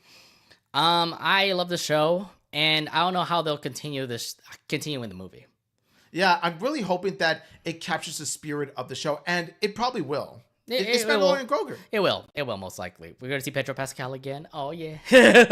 Pedro Pascal, he's everywhere. Yeah, he is actually. God damn it. Yeah. I got not much to say. I thought the clip was. I mean, those who went to D23 had an exciting time. Good, happy you guys went up and actually saw that clip. But Mandalorian and Grogu, that movie is coming out May 22nd, 2026. We can't wait for it. Yeah, because season 3 came out early, like 2023, 2024, and it's gonna be good to see them again next year. All right, sounds good. All right, next up. So for you and Marvel fans, it has been a while since we talked about. Well, sorry, Marvel fans, you have been treated to a lot of good movies this year. We've had the new Avengers, and you had Fantastic Four. Yeah. Next year is going to be exciting for you, considering that Avengers Doomsday is also coming out. Yeah, and from what we have heard, from what y'all have heard, when the Russo brothers were talking about this movie, that made y'all the hype even more. So the Russo brothers have come to talk about their upcoming Marvel project in Destination D23 about Avengers Doomsday. They did actually say that that's not every cast member that was announced from those seats, from that video that they projected. Yes, Robert Downey Jr. is still Dr. Doom, but Paul Rudd is still going to be Ant-Man.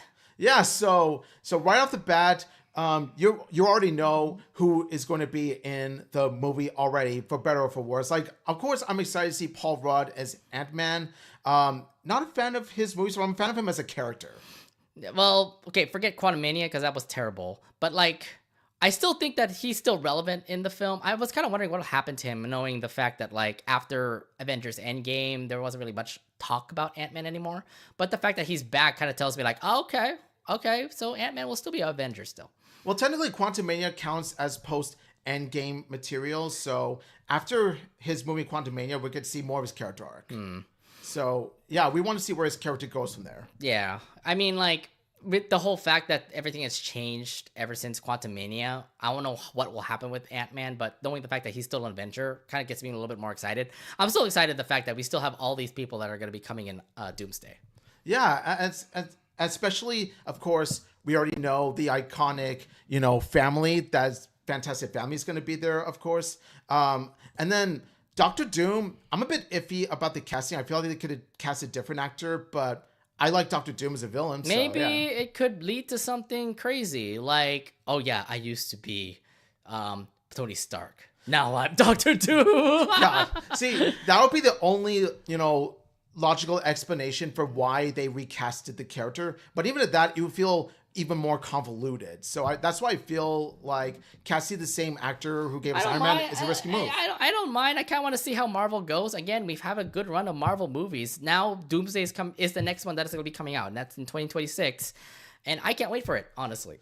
Just hearing the fact that the Russo brothers themselves says that, Avengers Doomsday is bigger than anything they have ever done, even Infinity War, even Endgame, even Civil War, that's saying something. It's like, okay, I'm going to trust the Russo brothers' word at that. Mm-hmm. Like, I do hope that they're right. Yeah. I if anything, again, I'm excited for Avengers Doomsday. It definitely looks great. Mm-hmm. Next up, I never expected this franchise to come back, but unfortunately, Ice Age is going to have a brand new movie, and it's called Boiling Point. So this is the sixth Ice Age movie, and Destination D23 fans get to see a little bit of what Ice Age Boiling Point is going to be about. This movie will be released in February 5th, 2027. So in 2 years, we're going to check out Iceman Boiling Point. But we have a sixth movie. It's been a while since Ice Age came out. Why? Are you excited about this? I'm not excited for this at all. In fact, Ice Age Boiling Point is the perfect tagline because it's where Ice Age fans have reached a boiling point in terms of franchise. Because why? Why do we need a sixth movie? We didn't need a fourth one. We need a fifth one. It's just like, no, we don't need any. We don't need more than that. They just continue to milk it. I was thinking once Blue Sky was acquired by Disney, I thought it would be over with it. Yeah, it's like the death of Blue Sky, like made Blue Sky recipes, but like the death of Blue Sky should have been the death of the Ice Age franchise altogether. It's ridiculous. I don't know. I mean, like, they continue to milk the hell of the franchise, and I don't know why Blue Sky was just, like, banking on this movie so much, but, like, it did ruin the whole franchise for me. Like, I watched 2, I watched 3, that was great, and then 4, 5, 6 started to come out, and I'm like, why are we continuing to just milk the franchise? Yeah. Like, I get it, Ray Romano is still going to be Manny, and a bunch, and the same actors are still going to be the same old, you know, characters as well. Let's just say it should have stayed as a trilogy because 2 and 3 were decent. 2 and 3 were decent. At least. I don't know why, but they made it. It is coming out in 2 years. Again, my curiosity. Who knows? My curiosity might peak. Who knows what will happen? But I know it's supposed to be continuing. It's continuing from 5, so I'm assuming Queen Latifah will still be there as well. Yeah, and of course, you know. We haven't heard about like the other cast that's going to be. Who knows? Josh Peck might still be there. No, not Crashinetti, please. No. I mean, they're probably going to be there, but I'm hoping they're not. But they're definitely not. That was definitely not one of Josh's best roles to say. Yeah, no, he's done far better. I mean, he was an Oppenheimer. Yes, look at Oppenheimer. Oh. And also, I'm actually curious to see how Manny's daughter is doing because she did get married in the end of 5th movie. I don't understand. Again, I kind of lost track of like Ice Age. Who knows what kids popped up now? Yeah, I don't know. Either way, Boiling Point is the 6th Ice Age movie, and we said it the date already. February 5th, 2027. So. Yeah, and we are dreading just talking about it. I'm sorry, have they already faced off with dinosaurs? Is the ice already melted? Is this what's going on? Are they going to be extinct? Is this what's going on? Is this the last movie where they're going to be extinct now? Keep in mind the 5th movie, Collision Course had an alien spaceship, a UFO. Oh no, that makes it stupid. Yeah, so you know for a fact that Boiling Point is going to cook up something really dumb. I just really hope they just get extinct. I mean, it's right there. They're going to be extinct, right? Like, it's called Ice Age for a reason. They go extinct soon. I hope so. It's called Ice Age for a reason. Okay. All right. Before we get into our boiling point, let's move on to the next topic here. Let's talk about Hoppers. Yes, the Pixar film that's also coming out next year. Hoppers. We also got some new news when it comes from Destination D23 about Hoppers. Pixar previewed excerpts from Hoppers, starring as a comedy. This teaser included 3 exclusive clips and featured talents like Piper Cura and Bobby Moynihan. Also, Mayor Jerry, also voiced by John Hamm, and King George, who was also voiced by Bobby Moynihan. So, we now have more characters that are going to be in the movie. We get some new voice actors that are also going to be in it as well. Are you more excited for Hoppers now? It doesn't really change how curious I am to check out Hoppers, but it is nice to know we get a tad bit of information. I especially am a fan of John Hamm, so that helps just a little bit. But I'm wondering, we know that Mayor Jerry has a potential villain role, but I'm curious to see how they're going to write him. You're talking about Mayor Jerry. I have a feeling he might be the villain from the way I'm kind of hearing it, because it's like, he's the human that probably might be tearing down forests, and Babel has to be the one to try to lead all the animals in the forest to, take down Mayor Jerry or something. Well, obviously, he's just going to be the typical villain that wants to tear down the old, natural habitat because change is good and all that. We've seen that done a million times. I'm saying that I hope Hoppers takes a different direction with the character trope. And this King George person, I feel like it's another beaver or something, and that's why, again, I don't know. I didn't really look into it, but, like, the King George person looks like it's some animal. Yeah. Now, we don't know much about the characters other than the fact that they're going to be in the movie, but I think we're going to see more info about these characters from future trailers. Well, I mean, it's still a while since Hoppers will come out, but it does look a little bit promising. It is a new original film from Pixar, and I really hope like this original film starts to go well, knowing how Elio went out bad. So yeah, I'm really hoping for the best for Hoppers. It is giving me a little bit of promise, and it's giving me a little bit of hope that this will be a good movie. So yeah, 2026 Hoppers will be coming out. At least we got some new information on Destination D23. Yeah, I'm just praying for Hoppers at this point, and it turns out decently. All right, now let's discuss Zootopia 2. Zootopia 2, we have new news from Destination D23 that talks about 2 brand new characters that will be in Zootopia 2. Now, we talked about the snake, and Keiyu Kwan is going to voice the snake. But there are also new characters. There are, besides Clawhauser, the police chief, Shakira. They're also going to be back for Zootopia, that's for sure. Well, yeah, of course, it goes without saying that all the recurring characters are going to appear. But there are 2 new characters that will be coming into this movie, and the voice actors are kind of promising. The Yvette Nicole Brown, she's been known for many roles, actually, from Community to Drake and Josh. She'll be voicing as Baroness Bear and EMT Otter, 2 particular characters that's new in Zootopia 2. Yeah, this is definitely good material, good use for Yvette Nicole Brown's voiceover work, and I'm confident that she will, nail it because, if you've seen her acting, if you've heard her act, she does acting with such a passion. Yeah, well, I saw her in Community. She's great in Community. She's great. She's hilarious to Drake and Josh as well. Of course.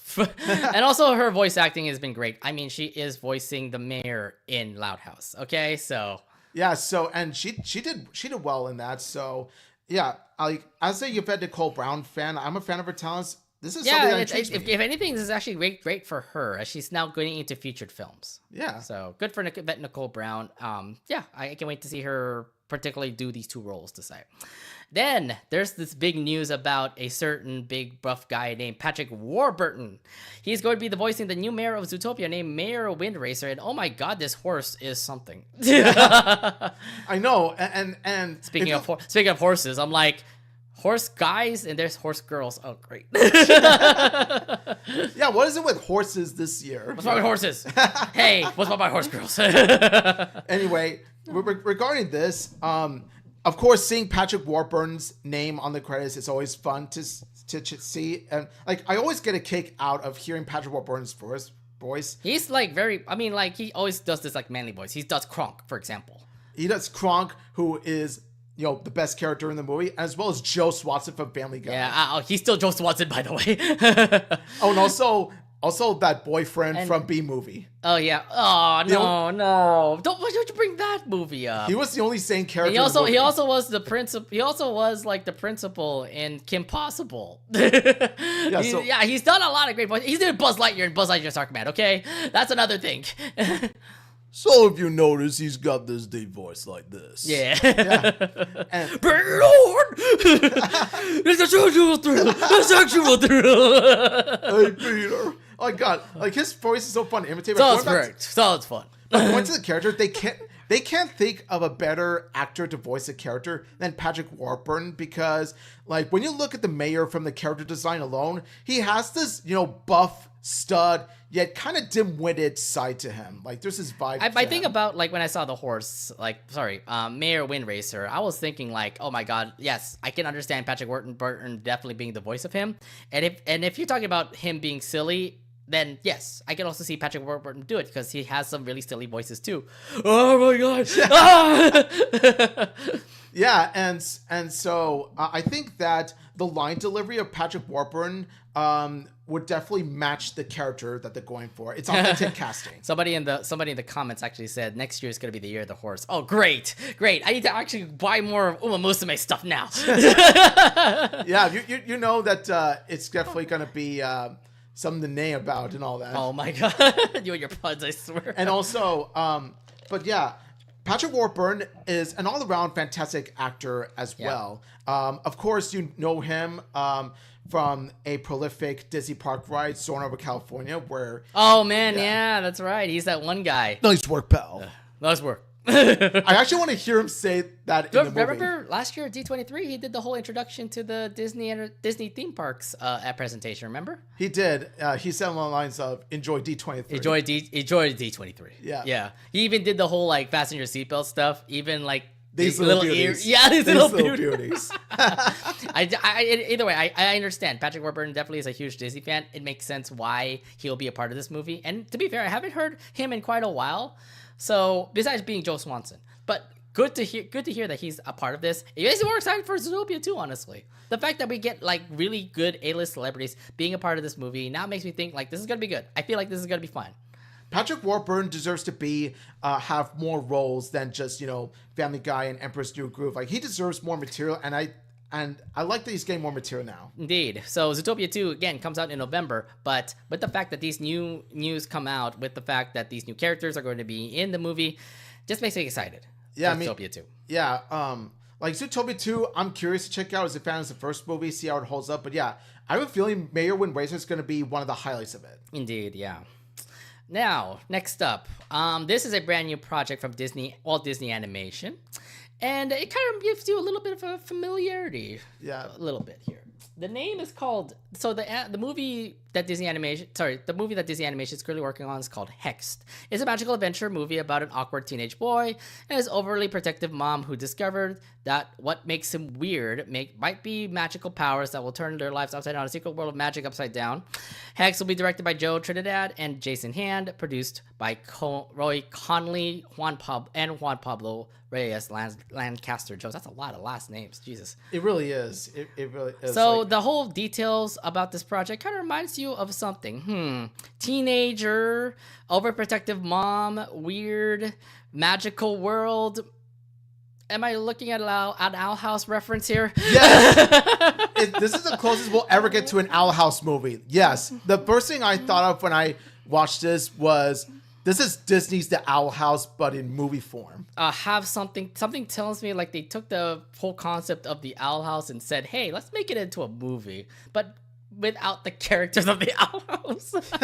Yeah, seriously, it's like it's a bit uncanny, it's a bit coincidental, maybe, who knows. But when I looked at Hex, like the concept of it heavily reminds me of the Owl House, but that's only on concept, like, you know, when you look at it for face value. Yeah. But the fact that, like, this overprotective mom who's pretty much like Camilla, yeah, and like Luz Lucetta who's weird. Yeah, this is as if Camilla went to Boiling Isles with Luz, right? Yeah, it pretty much is. Yeah, so I have a feeling like it's just the concept of that. They're all joining in this magical world and they're trying to like work together in this magical world. So yeah, I mean, this gets me excited. This obviously gives me Owl House vibes. And I am excited for what Disney Animation is working on. Yeah, now, the thing about Hex is that while I'm glad that this is a, you know, original Disney animated movie, I'm curious to see how this turns out. There's a side of me that's cautiously optimistic. And the reason I say that is because we know how Wish and Strange Worlds turned out, and I'm hoping Hex does better than both of them. Yeah, definitely.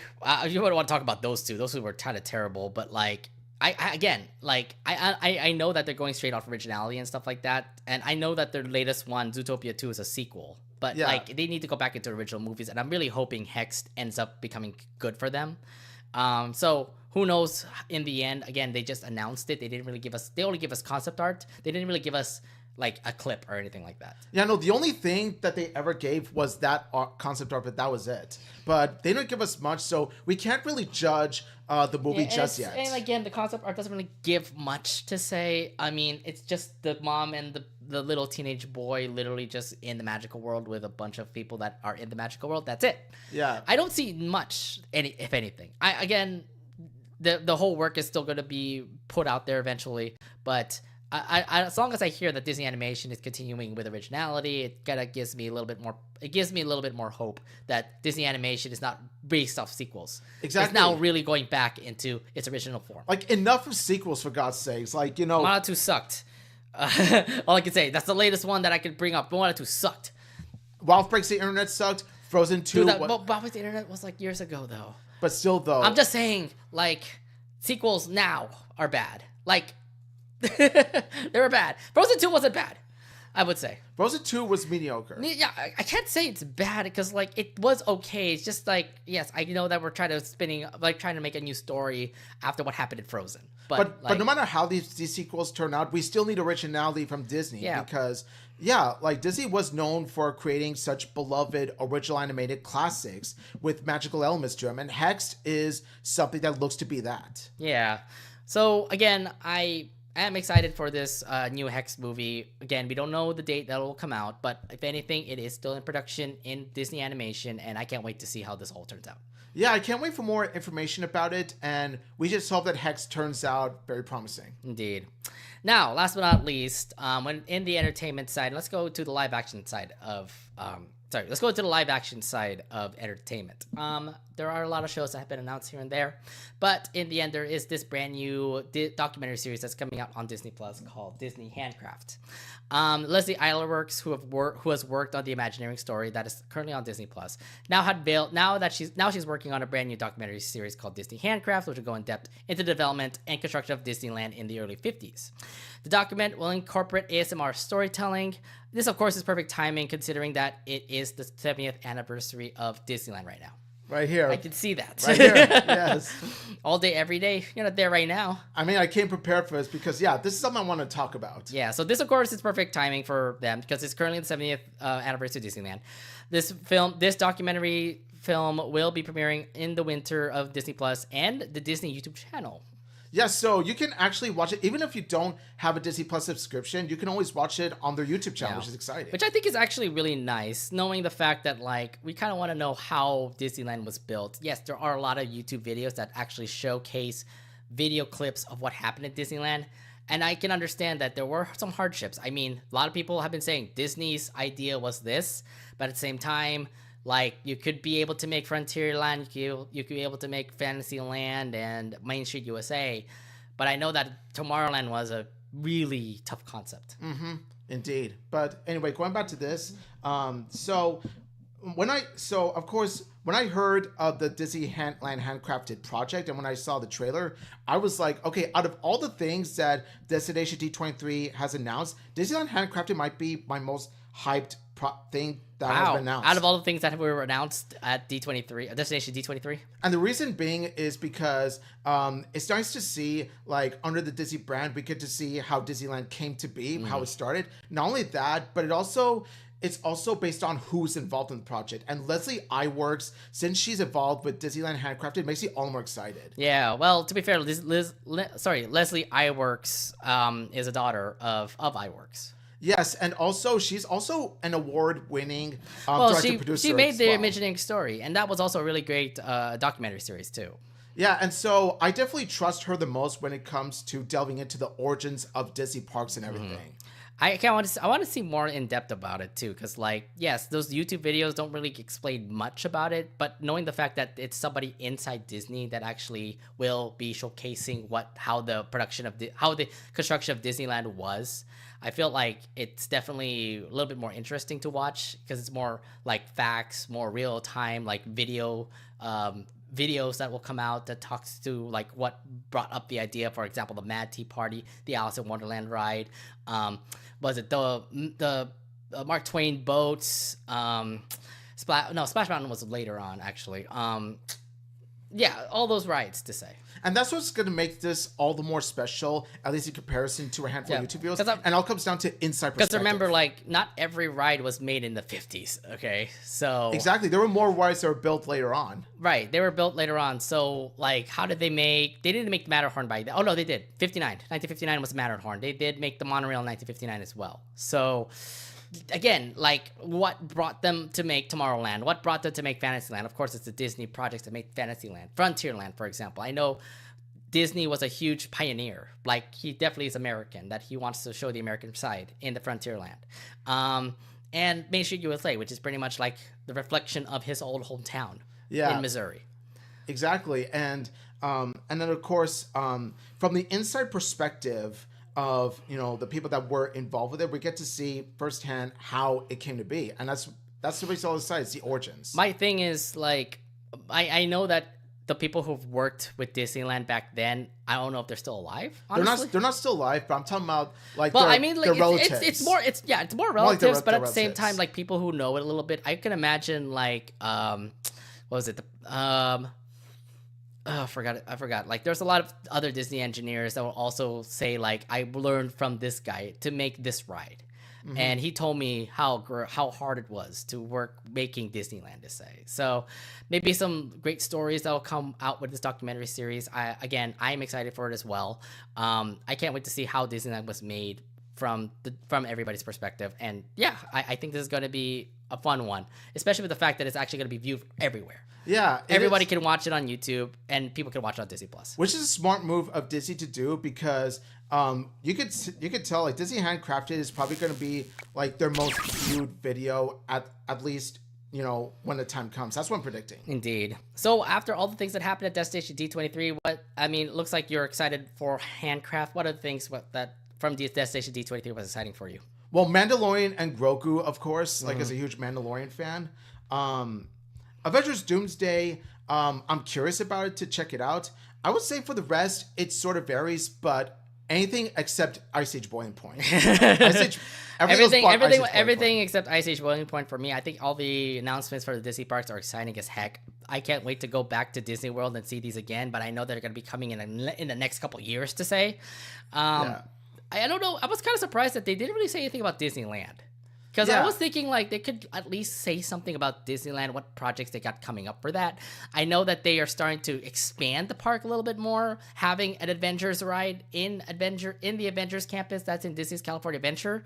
So how is that going to work out? I know that they also did talk about a project where that parking lot will change and move it to some other spot that's in Anaheim now. So again, nothing about Disneyland. Is it because it's in Florida? That's the reason why they just talk about Disney World? I don't know. It could be that. I think it's because, I was surprised to hear that, like, most of the news did come out of Disney World, but I don't think it's the bias of where Disney. It's not the bias. It's not the bias. It's just more of like, where's the Disneyland news? Because, like, we're here in California, we would love to hear what will Disneyland have in the future, especially with the fact that Avengers Campus is going to expand. So now, granted, you can make the argument that most of the Disneyland announcements have already been announced last year, but then again, wasn't the Destination D23 announcements? There were a few that were announced last year, but I think, like, they expanded more from last year's announcements. Yeah, they put more emphasis, more details onto the No. They did expand. They announced more from last year's D23. Okay, so I'm because they didn't talk about Tron last year. They didn't talk about the Cinderella Castle being remade. Yeah, so I think that I don't know why they didn't want to talk about Disneyland's news, but yeah, needless to say, your guess is as good as mine. But yeah, I am curious about the Disney Park news. Yes, I'm really sorry. I lost track there, but I am happy with Disney World. Disneyland, hopefully, will get more announcements next year. And Disney Entertainment is not bad. I actually do like what they've got coming up. I'm actually more excited for Hexed. I'm really hoping it is going to be, as I think it would be, an Outhouse ripoff. Which I don't want to happen. I want Hex to have more than that. Like, I want Hex to take a different route with it. But nonetheless, I mean, like, at least, again, I did say this a lot. Disney Animation is still going back to originality, and I really hope this is going to be a successful original film. The last original film that they had that was successful for Disney Animation was Encanto. So I really hope it's going to be something like Encanto, and it'll be successful. Yeah, I hope so too, because I want Hex to succeed, because I want original animated films to succeed. Indeed. But yeah, that's all the announcements from Destination D23. There's some other things that were also there at Destination D23. There was like a theme park party that was for Destination D23 attendees that happened over at Typhoon Lagoon. It was actually all Cusco themed, which was pretty cool. You get to see Gronk. You get to see Kronk, you get to see Yzma in those costumes, which is pretty cool. Nice. It's like the Mickey Mouse costumes, by the way. So you get to see the Yzma head and the Kronk head, and they're all just partying it up there. You also get to see somebody who was Cusco. And then, like, I've seen videos of people just like in their Disney bounding. They're also Disney bounding as well in their swimsuits. So, like, they're wearing red, they're wearing blue, they might have like some sort of thing on their hair, you know. It's pretty neat. And also Typhoon Lagoon, I've been there before. They had the biggest water slide there. Nice. And it is fun to go down that. Oh my God. Although, to be fair, it is kind of scary when you reach the top. I do like how it's Emperor's New Groove theme because, Emperor's I have New a feeling there's an anniversary coming up for that show, for that movie. And I do like that they acknowledge it because Emperor's New Groove has become such a cultural phenomenon. It's become more popular over the years. Well, so I mean, it's kind of like what Goofy movie is going through right now. Yeah, exactly. Like, movies that were originally released didn't get as much recognition, but like there are movies where years later they got cult followings. Indeed, yeah. There were also announcements about brand new popcorn buckets that will be in Disney theme parks. So more exclusive stuff are going to be in Disney theme parks. I don't know the details about that honestly, so go check it out on all the websites that have information about the Destination D23 there. But that's all I can say about it. That's all I can say about the Destination D23 announcements. It looks like it was a fun time for those that attended. It's unfortunate that we live in California and the whole thing was in Florida. I don't have I don't have the time to actually go to Florida to go to that. So to those that went, we hope you had a fun time there, especially with all the news and whatnot. Yeah, but I got nothing else to say unless you have something else to bring up before we end the show today. I would say Destination D23 was, a nice little way of keeping us updated on what has been announced recently, as well as, brand new stuff like Hexed. Mm-hmm. So, like Destination D23, thank you for all the announcements and all. Yeah. Next year will be D23. They also did make the I forgot about that. They also did announce the dates of D23 next year. They did, yeah. They're going to take place in August. That is going to be in the end of August. Mm-hmm. Are we going to go? Are we going to go? I don't know. I think that I've had my fill of D23, but I know you're going to go, so yeah. I have my fill as well. Also, I'm kind of more focused on the San Diego Comic-Con. So, cool. Who knows? It has to be. It's weird because it happens during the same summer, San Diego Comic-Con and D23. So I know it's sort of like, if you had to choose sort of thing. You have to choose between San Diego Comic-Con and D23. I've never been to San Diego Comic-Con. I think that's a big aim right now. If I can't make it to San Diego Comic-Con, who knows if I can make it to D23. Mm-hmm. So, yeah. I'm down to go to D23 as much as anybody. It is a fun time to go to the convention. So if you go to D23 next year, I hope to see you. If I do go to D23 next year and you're going as well, I do hope to see you guys next August. But it looks to be like a fun convention yet again. Who knows? We might have some big announcements for certain cartoons like Amphibia. Like, you just hope that D23 will put us like. They're bringing up Amphibia is supposed to have a new graphic novel, and I'm hoping Matt Brawley would be there. Wink, wink. I'm just hoping. All right, but that's it pretty much for our episode. Thank you all very much for checking out our episode tonight on our YouTube here. For those who have been watching live here on our YouTube channel, thank you very much for checking us out. But if you are new to the channel, make sure you like the video, subscribe to our channel, hit the bell button so you're notified when we'll be coming on next. We always come on the air every Wednesday at 11 p.m. Eastern, 8 p.m. Pacific Standard Time. It has always been recorded, so if you do miss out on the live stream, it'll always be there for you to check out whenever you want. And also make sure you follow us on our social medias down below on the screen there, on our Blue Sky, on our Twitter, and our Instagram, so you can be updated on what will be coming out next for the Anination podcast. And yes, we just want to say thank you all so much for watching, and thank you all so much for listening to what we have to say in regards to all these quick news and D23 announcements. Destination D23 looks like fun. Who knows? I might go to Florida in 2 years. Yeah, like you can always have fun at the that slide. Well, if they have a thing in Typhoon Lagoon. Yeah. I don't know if they actually will have a party for Typhoon Lagoon next year. Yeah, but they might, but it might be different theme. Who knows? Either way, I'm going to the Disney parks. Okay. Anyways, bye. We'll see you guys around next time. Bye, everybody. Have a good day, y'all.